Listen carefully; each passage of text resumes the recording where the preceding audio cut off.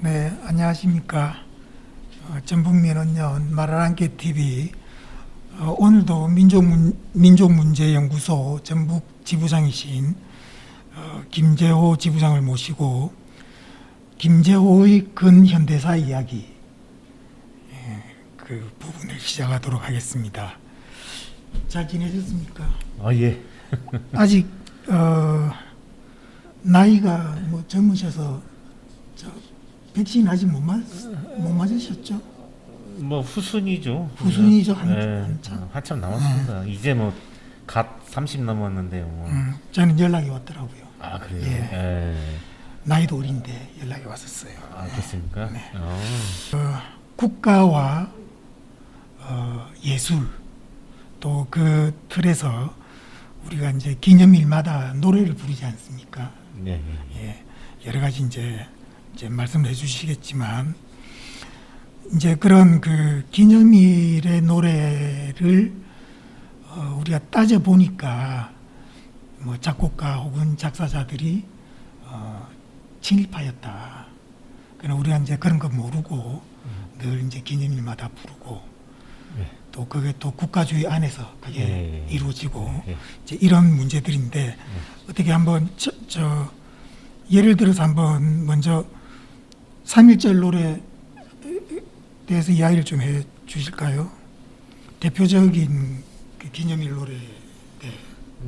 3.1절 노래는 정인보 선생님이 작사를 했고 이제 박태연이가 작곡을 했는데 실제로는 이제 박태연 같은 경우는 친일 인명사전에 등재가 되어 있지 않아요.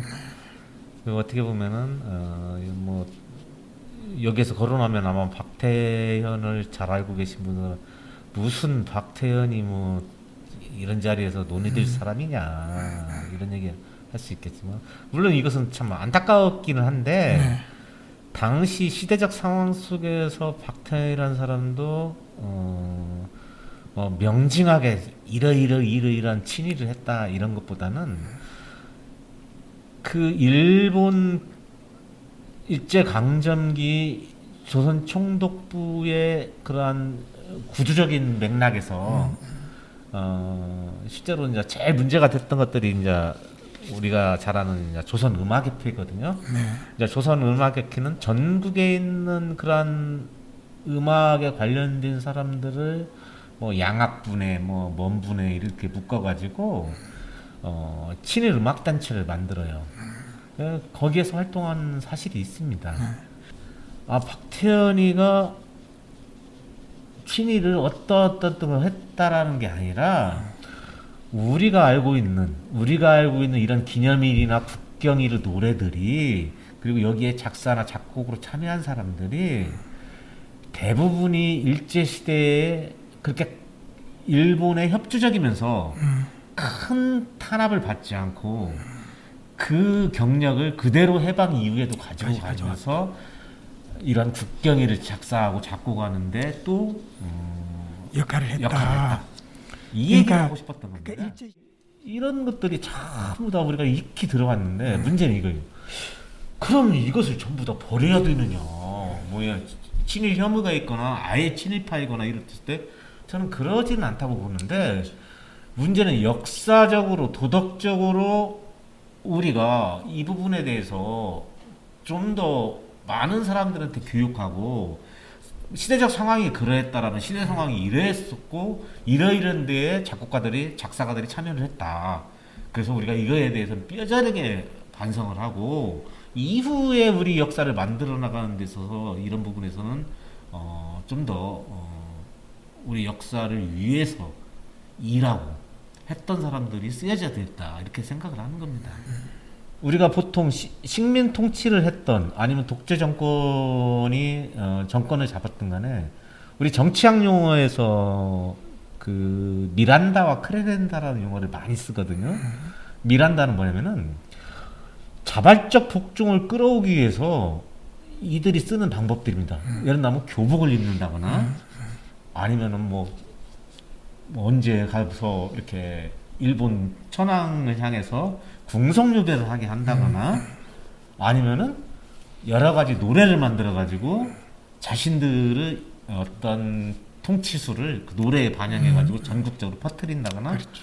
이러면서 어떤 감성의 이렇게 감정에 호소해서 끌어오는 것들 이런 것들이 보통 미란다라고 하고 이제 크레덴다는 이제 아무래도 이지적인 부분에 호소해서 끌어오는 것들이죠. 여러 가지 뭐 논설을 쓴다거나 이런 것들도 있을 수 있잖아요.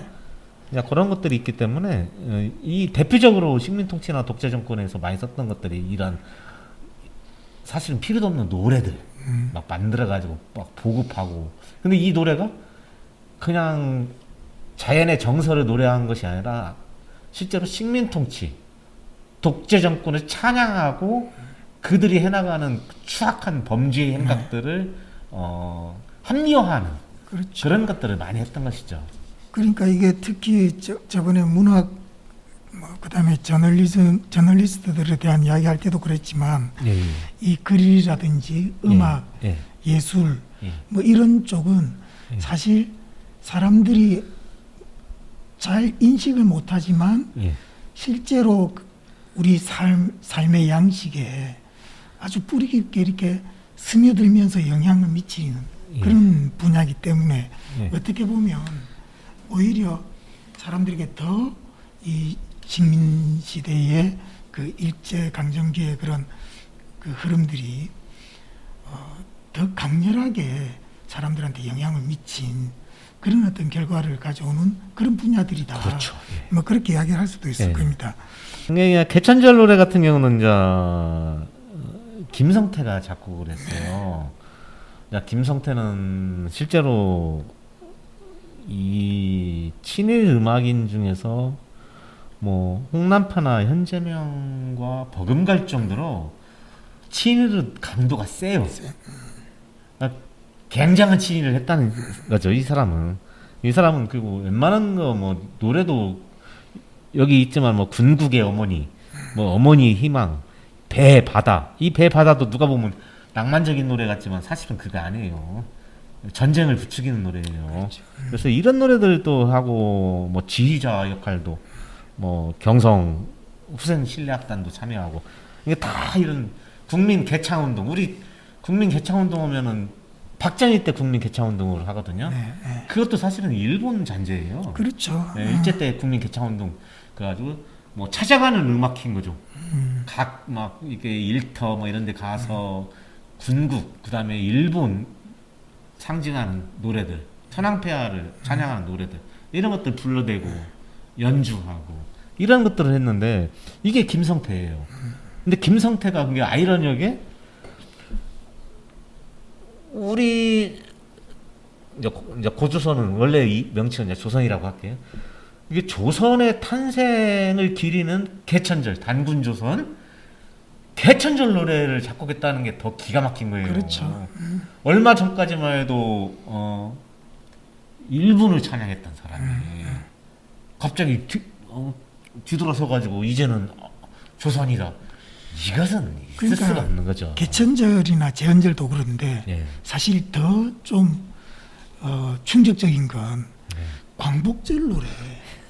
광복절 노래 이 광복은 우리가 일제로부터 벗어나서 이제 독립을 한 그런 날을 기리는 그 노래인데 여기에 이제 작곡을 윤용화가 했단 말이죠. 예, 윤용화 씨도 이제 친일 인명사전에는 올라와 있지 않아요. 네. 올라와 있지 않은데 이제 이분 같은 경우는 이제 이승만 찬양곡도 있고요.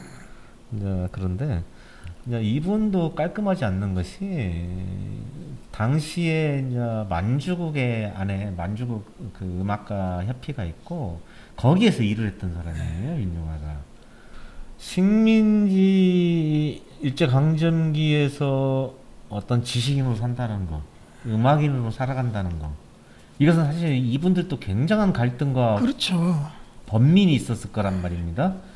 근데 이분들에게 느끼는 건 그래요. 이분이 뭐 친일 행위가 명징하든 그렇지 않든 간에 문제는 그거예요. 이분들이 정말 해방 이후에 아 내가 그런 삶을 살았고 정말 제대로 반항을 못했다. 그리고 하기는 싫었지만 협조적인 부분도 있었다.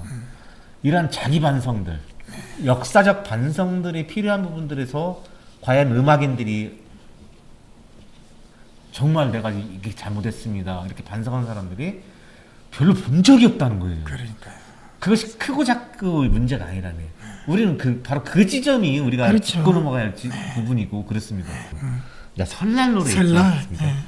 까치까치 설날은 어저께고요. 우리 설날은 오늘이래요. 이건 이제 윤구경이가 작사 작곡을 했어요. 우리 윤구경 노래는 또 베스트셀러, 오늘 기준으로 얘기하면 오늘날 기준으로 베스트셀러 노래가 많잖아요. 반달. 네. 푸른 하늘 은하수, 푸른 그게 반달이죠. 맞나? 맞는 것 아니네. 같아. 아니 거기서 반. 낮에 아 나온. 낮에 그 노래가 나온 근데 저라고 부르면 되잖아요. 따오기. 듬뿍 네. 새. 예. 고드름. 그러니까 이건 우리가 진짜 제가 예. 초등학교 다닐 때 예. 매일 불렀던 노래예요. 예. 이거 다. 근데 이 윤구경이가 오죽 협파의 간부였다는 것을 사람들이 몰라요. 이제 오죽 협회라면 이제 만주죠, 만주 얘기죠. 근데 오죽이라고 하면은 한족, 만주족, 만주족, 조선족, 조선족, 그다음 몽고족, 몽골, 일본. 일본. 이게 일본의 전략이지 않습니까? 그렇죠. 다섯 나라 민족이 합쳐서 잘해보자. 실제로 모든 주도권은 일본이 지고 그건 뭐냐면은 일본에 의한 타민족의 지배죠. 어떻게 그렇죠. 보면은. 그렇죠. 예, 이 오죽 해파에서 일을 했단 말이에요. 그 다음에 이 윤구경이가 살았던 집이 뭐 700평이 넘었다. 뭐 이런 글도 있어요. 근데 이제 여기에 대해서 뭐 윤구경의 후손들은 뭐 여러 가지 이유를 대더라고요. 근데 이제 윤구경이가 팔려군에 체포돼가지고 그 3년형인가를 받아가지고 수감 생활을 하거든요. 이제 이런 물론 그 중간에 이제 나오기는 했지만은 이런 것들로 봐서는 이제 팔로기라는 중국 공산당 쪽이잖아요. 이게 뭐냐면은 일본 편이었다라는 것을 간접적으로 얘기할 수 있는 부분도 있어요. 이게 이 윤구경 같은 경우는 이렇게 이런 활동들을 만주 쪽에서 쭉 하면서 했는데 이것을 우리는 전혀 모르잖아요. 역사가 가르치지 않다 보니까. 윤두경 대표적인 게 또 어린이날 노래 있지 않습니까? 나라라 새들아 푸른 하늘을 이제 이런 거. 이런 능력이 있는 이런 작곡가, 작사가 이런 사람들이 오히려 자기의 그런 예술적인 재능, 그걸 우리 독립을 위해서 오히려 그 재능을 썼더라면 어땠을까? 이제 그런 생각이 드는 거죠.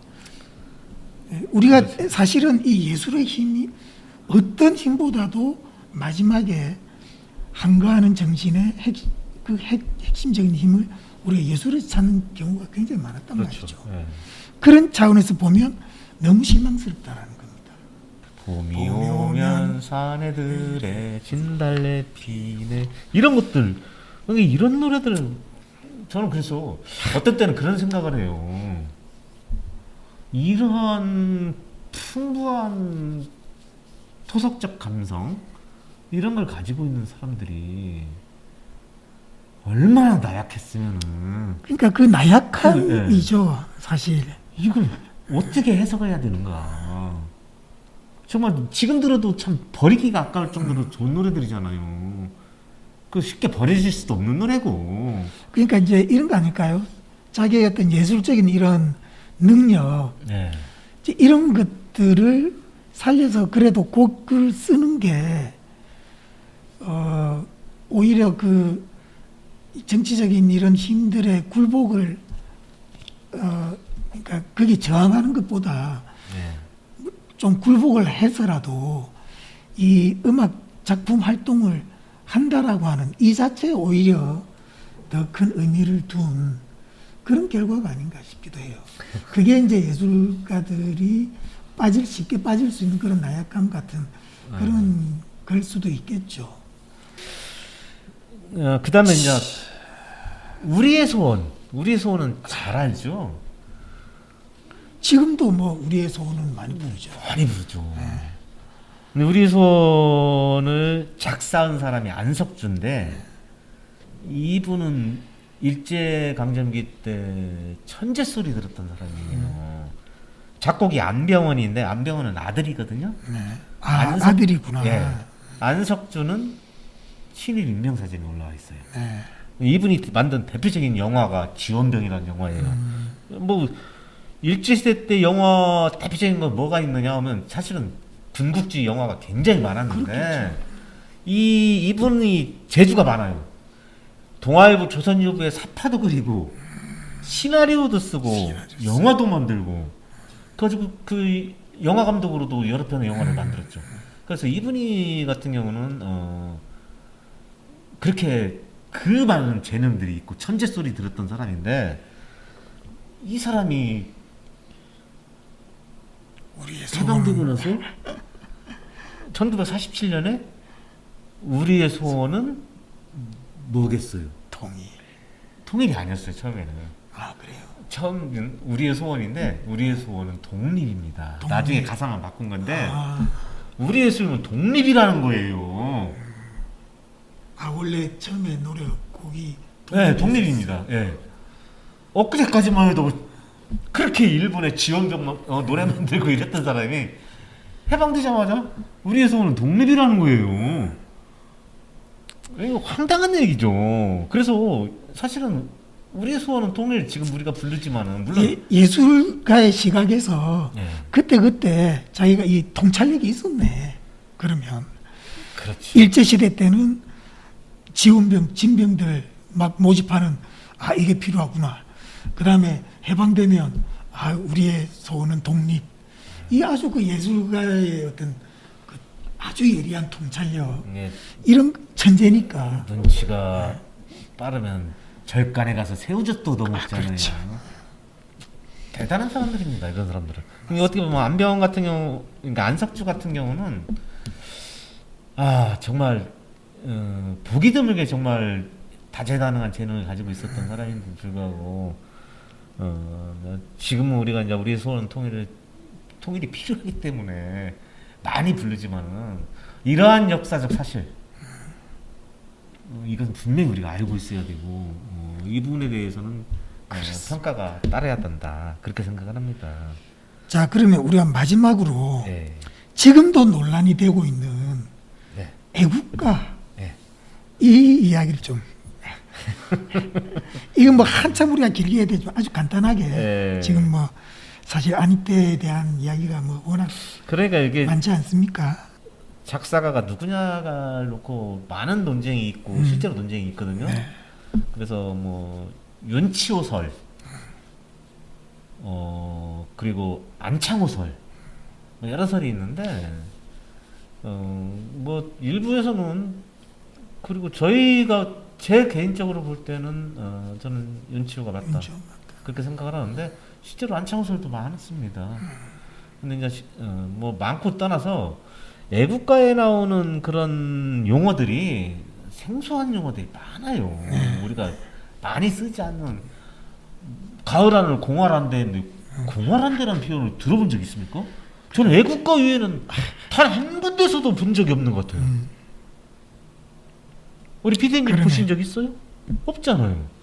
그래서 뭐 이제 여기서는 이제 윤치호는 친일파의 거두예요. 제가 윤치호 단지비도 지난해 세웠었잖아요. 네, 그렇지. 예, 윤치호 단지비도 세웠었는데 윤치호 같은 경우는 우리나라 친일파들의 게 지금 한마디로 우리 민족을 비하하고 사대주의에 젖어서 민족을 개조해야 된다 우리가 이런 측면이 굉장히 강했던 사람입니다. 어떻게 보면 민족 개조론의 효시라고 해도 과언이 아닐 정도로 윤치호도 굉장히 똑똑하고 천재이고 그렇죠. 미국에 유학까지 갔다 온 그렇죠. 사람인데 이제 근래 들어서 이제 안익태에 대한 여러 가지 자료들 뭐 이런 것들이 막 속속 들으면서 뭐 이경분 씨나 아니면은 뭐 여러 사람들이 이제 안익태 관련된 책도 내고 그랬잖아요. 분명한 것은 이 안익태는 우리가 알고 있던 안익태와는 완전히 다른 사람이었다. 이 사람이 뭐 예를 들면 만주건국 10주년 기념해가지고 만주환상구 그것이 나중에 이제 약간은 변화는 있지만은 뭐 한국환상국으로 중갑했다거나 그렇죠. 한국환상국. 그리고 원래 얘 이름이 이제 에키타이 안. 예? 독일 제국음악원 휴원이라는 것도 이경분 씨가 밝혔어요.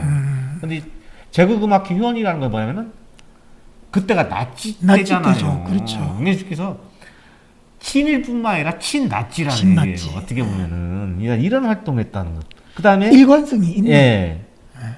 에하라고 있지 같은 경우는 이게 이제 베를린 주재 이게 그 만주국 참사관이었거든요. 근데 실제로 얘는 일본의 당시의 대표적인 스파이로 그렇게 알려져 있습니다. 근데 에하라고 있죠. 몇 년간 살아요. 안익태가. 이런 모든 것들을 종합해 보면은 안익태는 우리가 생각하는 것보다 훨씬 더 친일의 강도가 강했고, 그죠. 우리 소원 통일은 어떻습니까? 이 가슴이 아프죠. 이런 노래들을 부르려면은. 아니요, 여기는 뭐 나는 친일 이만큼밖에 없어. 나는 그냥 잠깐 참여한 거예요. 그러니까 그래서 이게 우리가 모르는 게 약이다 그러잖아요. 네. 차라리 몰랐으면 그냥 애국가 부르면서 그냥 감동받고 하지. 지금 애국가 들을 때마다 저게 안익태가 쓴 건데 뭐 이거 내가 좋아해야 되나? 사람 갈등하게 만든다니까. 이러니까 우리가 문제는 그거예요. 그것이 뭐 친일 강도가 크고 작고 친일 인명사전에 들어있고 안 들어있고 문제가 아니라 역사를 배가벗은 상태로 그대로 드러내놓고 이랬습니다. 그리고 우리는 이렇게 해서 어쩔 수 없이 여기 있던 아까 여기 쭉 있잖아요. 조선문예이나 경성음악협회 그 다음에 여기 이 관련된 것들이 이제 국민총력조선연맹이거든요. 여기 조선음악협회 뭐 경성후생 신뢰악단 대화악단 이런 데서 활동할 수밖에 없었습니다라고 역사적으로 드러내놓고 그리고 정말 이제는 이런 나라를 만드는데 내가 온몸을 다 하겠습니다. 그리고 죄송합니다. 잘못했습니다. 이 정도만 됐다 하더라도 우리가 굳이 이렇게 문제 삼지 않는다는 거죠. 그런데 그런 것들이 전부 다 밑으로 다 숨겨놓고 은폐되고 왜곡되고 지금 이 사람들이 뭐 무슨 막 대단한 영웅이냐. 그러니까요. 그렇게 따지면은 만주벌판에서 정말 독립운동에다 죽어가고 지금 어떤 사람이 죽은지도 모르는 그 사람들은 뭐냐는 거죠. 그래서 그러한 형평성 이런 것 때문에 역사적 형평성 때문이라도 이런 부분에 있어서는 한번 논의가 필요하고 특히나 애국가 같이 이런 노래들 이것은 정말 바꿔야 한다. 그렇죠. 차라리 애국가를 없애든가 아니면 정말 우리 민족의 노래 아리랑을 부르든가 이게 낫다. 또 즐겨 부르고 또 좋을 때 부르고 슬플 때 불렀던 그런 아주 주옥 같은 그런 곡들 그리고 특히나 이 애국가까지 이런 노래들이 알고 보니까 친일 그 일제강점기의 친일의 어떤 그런 흔적들 그리고 그것이 독재 정권으로 이어오면서 국가주의의 그런 그게 부역했던 이제 그런 사람들 그런 작곡가 작사가 뭐 음악가 이런 사람들의 작품이었다라고 하는 것을 우리가 다시 한번 새겨보면서 정말 우리 이 삶에 과거 이 일제강점기의 그 친일의 문화가 정말 뿌리 깊게 내려 있구나. 그 다시 한번 느끼면서 우리가 어쨌든 이 일제 잔재를 청산하는 이걸 정말 아주 중요한 그런 국가적 목표로 우리가 이걸 해내야 되겠다. 그런 생각을 또 다시 한번 하게 됩니다. 그래서 특히나 민족문제연구소 전북 지부가 중요하고 그래서 김재호 아, 네. 지부장이 정말 중요한 역할을 한다. 그래서 우리가 김재호 지부장을 만나면 아, 왜 그러십니까? 술이라도 한 잔 사고 우리가 그래야 되지 않겠습니까?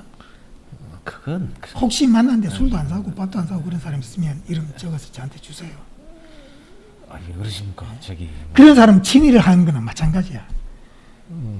김재호 지부장한테 밥을 안 사는 사람은 친의를 하는 거다. 우리가 그렇게 정리를 하죠. 자, 오늘 수고하셨습니다. 예, 고맙습니다. 자, 오늘 방송 마치도록 하겠습니다. 감사합니다. 예.